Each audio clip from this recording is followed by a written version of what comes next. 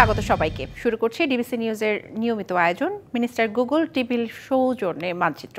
সাথে আছি আমি শোভন শাহমিন দিশা। প্রতিদিন বিকেল 4:30টায় এই আয়োজন নিয়ে আমরা থাকি আপনাদের সাথে। চেষ্টা করি সারা দেশের নানা সংকট সম্ভাবনার কথা জানাবার, কথা বলি আঞ্চলিক থেকে জাতীয় পর্যায়ের সংশ্লিষ্ট কর্তৃপক্ষের সাথে, তুলে ধরি মানুষের দুঃখ দুর্দশা, আশা নিরাশার কথা। জ্ঞানের চর্চা, সংরক্ষণ এবং মানবজাতির কল্যাণে জ্ঞান বিতরণের জন্য কালের প্রয়োজনে গড়ে উঠেছে গ্রন্থাগার। গ্রন্থাগার হয়ে উঠেছে একাধারে জ্ঞান বিতরণ কেন্দ্র, সামাজিক মিলন মেলার স্থান, একই সঙ্গে বিনোদন কেন্দ্র বলা যায়। সেই তুলনায় বাংলাদেশের গ্রন্থাগারগুলোকে এখনও আধুনিক বলা যায় না। আজ জাতীয় গ্রন্থাগার দিবস। এবছরের প্রতিপাদ্য সমৃদ্ধ হোক গ্রন্থাগার, এই আমাদের অঙ্গীকার। সর্বস্তরের মানুষকে গ্রন্থাগারমুখী করে গড়ে তোলার লক্ষ্যে সরকারি এবং বেসরকারিভাবে দিবসটি পালন করা হয়। বাংলাদেশে গ্রন্থাগার অধিদপ্তরের অধীনে দেশে মোট 71টি গ্রন্থাগার আছে এবং এর বাইরে শিক্ষা প্রতিষ্ঠানের সাথে যুক্ত গ্রন্থাগারের সংখ্যা প্রায় 1000-এর মতো। বাংলাদেশে গত এক দশকে গণগ্রন্থাগারের পাঠকের সংখ্যা অনেকটাই কমে এসেছে।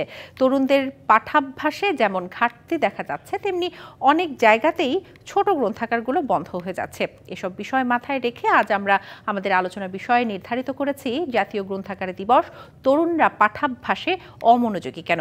এ নিয়ে আলোচনা আমাদের সাথে যুক্ত আছেন রাজশাহী বিশ্ববিদ্যালয়ের information science and library management বিভাগের অধ্যাপক ডক্টর মোহাম্মদ খালিদ আলম এবং খুলনা বিভাগীয় সরকারি গ্রন্থাগারের উপপরিচালক মোহাম্মদ হামিদুর রহমান।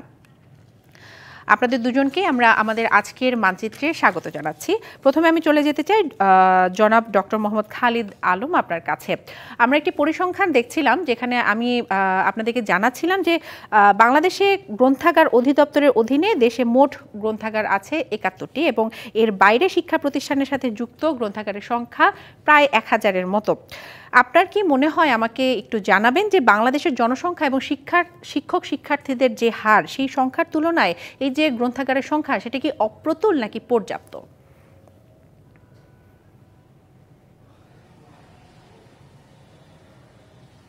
ধন্যবাদ আপনাকে। আসলে যে পরিমাণ পাবলিক লাইব্রেরি প্রতিটা জেলায় আছে, কিন্তু পাবলিক লাইব্রেরিকে আরো পাঠকের দোরগোড়ায় নিয়ে যাওয়ার জন্য প্রতিটা উপজেলা পর্যায়ে পাবলিক লাইব্রেরি যেমন প্রয়োজন, তাতে দেখা যাচ্ছে যে এখনকার সময় যা আছে সেটা পাঠকের তুলনায় খুবই অপর্যাপ্ত। তো উপজেলা পর্যায়ে পাবলিক লাইব্রেরি প্রতিষ্ঠিত হলে পাঠকরা আরো পাঠ্যাভ্যাসের দিকে এগিয়ে আসবে এবং ওনারা এই লাইব্রেরির প্রতি আরো ঝুঁকবেন এবং এর উপরে আরো ডিপেন্ডেন্ট তৈরি হবে এবং এভাবেই পাঠ্যাভ্যাসটা বাংলাদেশে বৃদ্ধি পাবে। এবং এর পাশাপাশি বাংলাদেশের বিশ্বেই দেখা যাচ্ছে যে এখন আইসিটি ভিত্তিক জনগণ বিশেষ করে সোশ্যাল মিডিয়াতে বেশি ঝুঁকে পড়ছে। তো আমাদের লাইব্রেরিগুলোকে সেভাবে সোশ্যাল মিডিয়াতে এগিয়ে আসতে হবে এবং তাদের যে এখানে লাইব্রেরির যে কি সার্ভিসগুলো আছে সেগুলো সোশ্যাল মিডিয়ার মাধ্যমে পাঠকের কাছে জানিয়ে দিতে হবে যে লাইব্রেরিতে আসলে তারা কি ধরনের সার্ভিস পেতে পারে এবং কিভাবে তারা আরো এগিয়ে আসতে পারে। এবং বিশেষ করে বাংলাদেশের বিগত সময়ে যে লাইব্রেরি ঘন্টা, লাইব্রেরি আওয়ারে একটা সময় নির্ধারণ করা আছে রুটিনে, ক্লাস রুটিনের মধ্যে যে লাইব্রেরি আওয়ার, সেটা যথাযথভাবে পালন করা হচ্ছে না বাংলাদেশে। তো সেই জিনিসটাও খুব স্ট্রিক্টলি এটা প্রতিটা স্কুল কলেজে এই লাইব্রেরি আওয়ারটা চালু করা প্রয়োজন এবং সেই সাথে এটা মনিটর করা প্রয়োজন। এবং উন্নত বিশ্বে দেখা যাচ্ছে যে লাইব্রেরিগুলো শুধু পাঠ্যাভ্যাস নয়, এটা এখনকার সময় লার্নিং সেন্টার হিসেবে কাজ করছে। অর্থাৎ স্টুডেন্টরা তাদের অ্যাসাইনমেন্ট, বিভিন্ন রকমের প্রজেক্টের জন্য লাইব্রেরিগুলোতে আসবে এবং সেই ধরনের ফ্যাসিলিটি, বিশেষ করে এখনকার সময় যে প্রবলেম বেসড লার্নিং আছে, সেই প্রবলেম বেসড লার্নিং এ একসঙ্গে যে গ্রুপ লার্নিং এর ব্যবস্থা থাকা, সেই ধরনের ফার্নিচার রাখা, সেই ধরনের ফ্যাসিলিটি ডেভেলপ করা, সেই ধরনের ফ্যাসিলিটিগুলো এখানে গ্রো করা দরকার। তো তাহলে বাংলাদেশে যে এখনকার সময় যতটুকু আছে ততটুকু দিয়েও আমরা এগিয়ে আসতে পারি এবং ভবিষ্যতের জন্য আরো বৃদ্ধি করা প্রয়োজন। তাহলে জনগণের মধ্যে লাইব্রেরির একটা প্রয়োজন তৈরি হবে। এই প্রয়োজন তৈরি হলে পাঠ্যাভ্যাসটাও আরো ধীরে ধীরে বৃদ্ধি পাবে এবং এখনকার সময় তরুণ প্রজন্ম যেরকম মোবাইল দিকে বিভিন্ন ঝুঁকে পড়েছে, সেই মোবাইল ভিত্তিক সার্ভিসও আমাদের এখানে ডেভেলপ করা দরকার।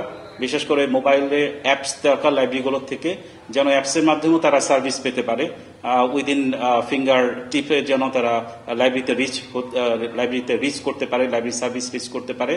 এবং আমাদের আরো বেশি করে পেপার বেস বইয়ের পাশাপাশি আমাদেরকে ডিজিটাল বুক বা পিডিএফ টাইপ অফ বুকের দিকে এগিয়ে আসতে হবে, যেন এগুলো জনগণের জন্য সহজলভ্য থাকে। তাহলেও দেখা যাবে যে এখানে পাঠ্যাভ্যাসটা বৃদ্ধি পাবে এই দেশে। এবং আরো একটা সার্ভিস আছে এই দেশে, যে মোবাইল লাইব্রেরি। জি, মোহাম্মদ খালিদ, আপনি জানাচ্ছিলেন যে লাইব্রেরি আধুনিকায়ন করার বিভিন্ন বিষয়গুলো আপনি আমাদেরকে জানাচ্ছিলেন। আমরা একটু মোহাম্মদ হামিদুর রহমান আপনার কাছে আসতে চাই। জনাব হামিদুর, আপনি শুনছিলেন আমাদের আরেক অতিথি, উনি লাইব্রেরিতে পাঠক শূন্যতার কথা বলছিলেন এবং লাইব্রেরি আধুনিকায়নের কথার একটি বিষয় উনি তুলে ধরেছিলেন। আপনার কাছে আমি জানতে চাইবো, আমাদের দেশে লাইব্রেরির সংখ্যা অপ্রতুল থাক কিংবা পর্যাপ্ত থাক, তার চাইতে বড় প্রকট সমস্যা যেটি, সেটা হচ্ছে পাঠক শূন্যতা। তো এই যে পাঠক শূন্য অবস্থায় লাইব্রেরিগুলো চলছে, কেন এই পাঠক শূন্যতা বাংলাদেশে দেখা যাচ্ছে?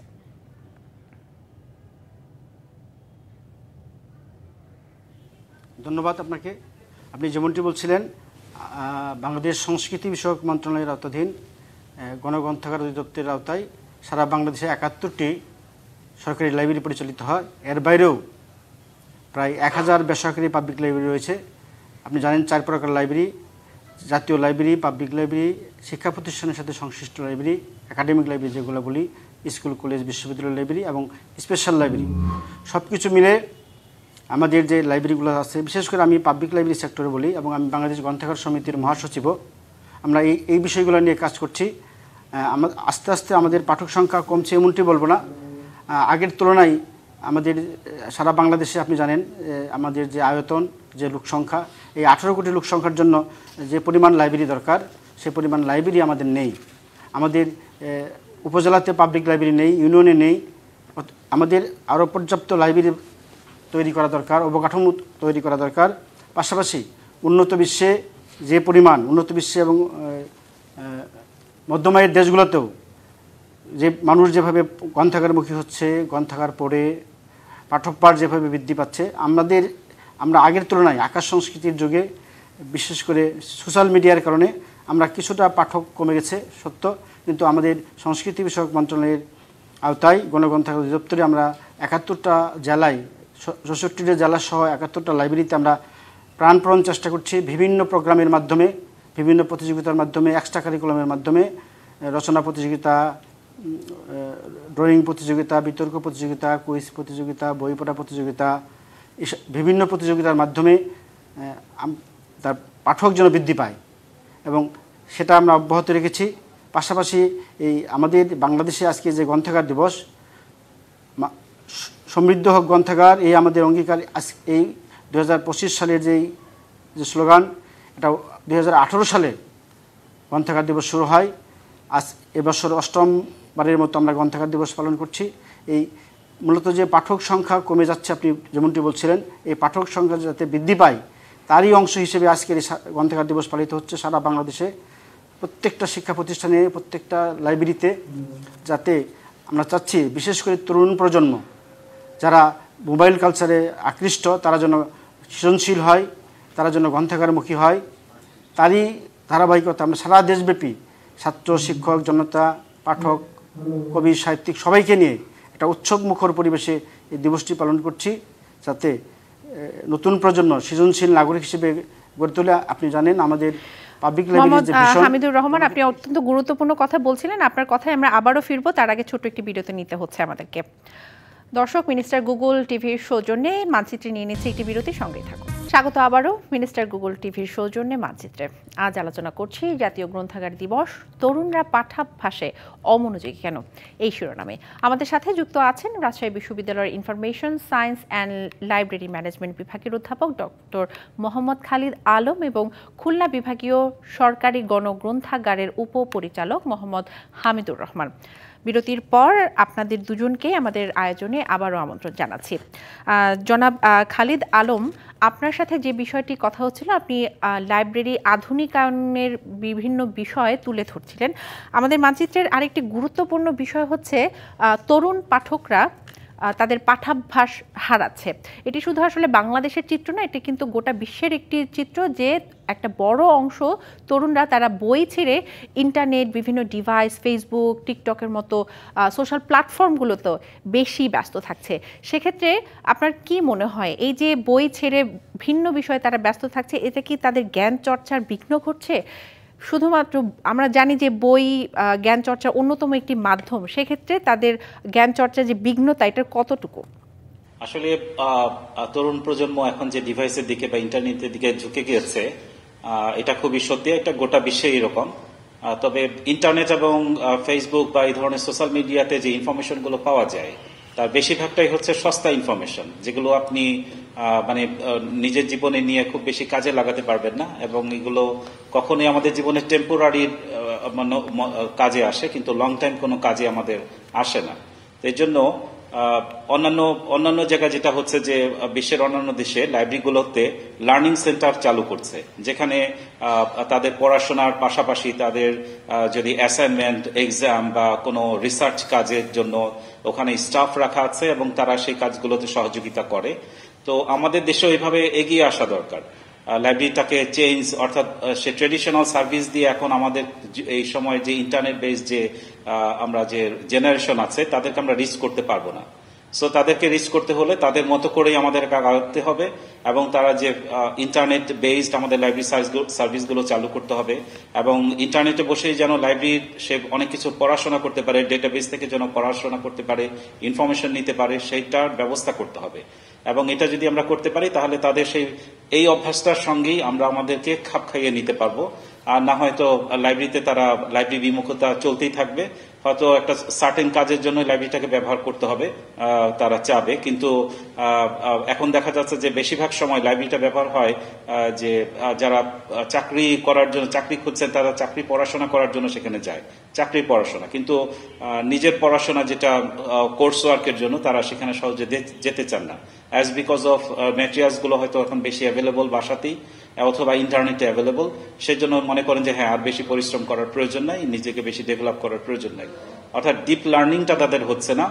যেই লার্নিংটা থেকে তাদের যে নলেজটা আসার কথা সেই নলেজটা খুবই টেম্পোরারি। সো এই নলেজ দিয়ে সে যে লাইফ লং এ চলবে, একটা গোটা জীবন যে সে বিভিন্ন জায়গায় কাজ করবেন, চাকরি করবেন, রিসার্চ এন্ড ডেভেলপমেন্ট করবেন, সেখানে সে একটা কন্ট্রিবিউট করতে পারছে না। এবং এই জন্য দেখা যাচ্ছে বিশেষ করে আমাদের দেশে তো এটা খুবই প্রকট, এমনি লাইব্রেরি খুবই অপ্রতুল, জ্ঞানের অনেক ধরনের বাধা আছে জ্ঞান পর্যন্ত পৌঁছানোর জন্য, এবং আমরা খুব বেশি সহজে সবকিছু সহজলভ্যভাবে পেতে চাই। সে কারণে দেখা যায় যে আমরা জ্ঞান আহরণে। জি, জনাব খালিদ আলম, আপনাকে অসংখ্য ধন্যবাদ। আপনি বিভিন্ন দিকগুলো তুলে ধরছিলেন যে যেখান থেকে আমরা লাইব্রেরি মুখী করতে পারি তরুণদের। আমি আবারও একটু আমাদের আরেকজন অতিথি হামিদুর রহমানের কাছে যেতে চাই। আপনি যেহেতু গণগ্রন্থাগারের সরকারি অফিসার, একজন বড় কর্মকর্তা, আপনার কাছে আমি জানতে চাইব যে বাংলাদেশ সরকার লাইব্রেরিকে উন্নত করার জন্য কি কি পদক্ষেপ নিয়েছে এবং তরুণদের পাঠ্যাভ্যাস গড়ে তুলতে আপনারা সরকারিভাবে কি কি ব্যবস্থা নিচ্ছেন? আমাদের রাজশাহী বিশ্ববিদ্যালয়ের অধ্যাপক মহোদয় খালিদ আলম যা বলছিলেন আমি তার সাথে একমত, এবং আমি কিছু বলতে চাচ্ছি। আপনি জানেন যে বিখ্যাত মনীষী কার্লাইল বলেছেন যে পাবলিক লাইব্রেরি হলো জনগণের বিশ্ববিদ্যালয়, অর্থাৎ জীবনব্যাপী যারা অপ্রাতিষ্ঠানিক শিক্ষা যাদের শেষ, প্রাতিষ্ঠানিক শিক্ষা যাদের শেষ, অর্থাৎ শিক্ষা প্রতিষ্ঠান থেকে যারা লেখাপড়ার সুযোগ নেই, তারা এই পাবলিক লাইব্রেরিতে জ্ঞান অর্জন করতে পারে। এবং এই জন্যই এটাকে বলা হচ্ছে জনগণের বিশ্ববিদ্যালয়। তার উজ্জ্বল দৃষ্টান্ত আমাদের বরিশালের আরজ আলী মাতব্বরের নাম আপনি শুনে থাকবেন, যে আরজ আলী মাতব্বর ৫ম শ্রেণী পাস, এই পাবলিক লাইব্রেরিতে লেখাপড়া করে তার যে মেধা, জ্ঞান, তার বই উন্নত বিশ্বে ইউরোপেও রিসার্চ হচ্ছে। আপনি বরিশালের আরেকটা একজন দেখবেন কাঠমিস্ত্রি, নারায়ণ মিস্ত্রি, যিনি কাঠের কাজ করে যে উপার্জন করতেন তা দিয়ে তিনি লাইব্রেরি করেছেন। আমরা যদি 2024 সালের 21শে পদক যে পেয়েছেন জিয়াউল হক, চাঁপাইনবাবগঞ্জের ভোলাহাট উপজেলার চামাশুমুরি ভুজা গ্রামের একজন দরিদ্র মানুষ, সারা জীবন দই বিক্রি করেছেন। তার একটা স্লোগান ছিল বেচি দই কিনি বই। এই দই বিক্রি করে তিনি যে অর্থ উপার্জন করেছেন তা দিয়ে একটা সুন্দর লাইব্রেরি করেছেন এবং তরুণ প্রজন্মকে তার লাইব্রেরিতে আকৃষ্ট করেছেন।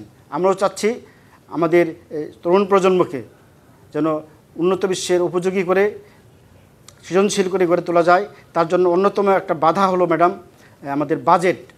বিশ্বের সবচেয়ে বড় লাইব্রেরি যেটা লাইব্রেরি অফ কংগ্রেস, এই লাইব্রেরি অফ কংগ্রেসের 2025 সালের বাজেট হলো 10,000 কোটি টাকা। আর বাংলাদেশের আমাদের যে পাবলিক লাইব্রেরি 71টা পাবলিক লাইব্রেরির বাজেট হলো মাত্র 50 থেকে 60 কোটি টাকা।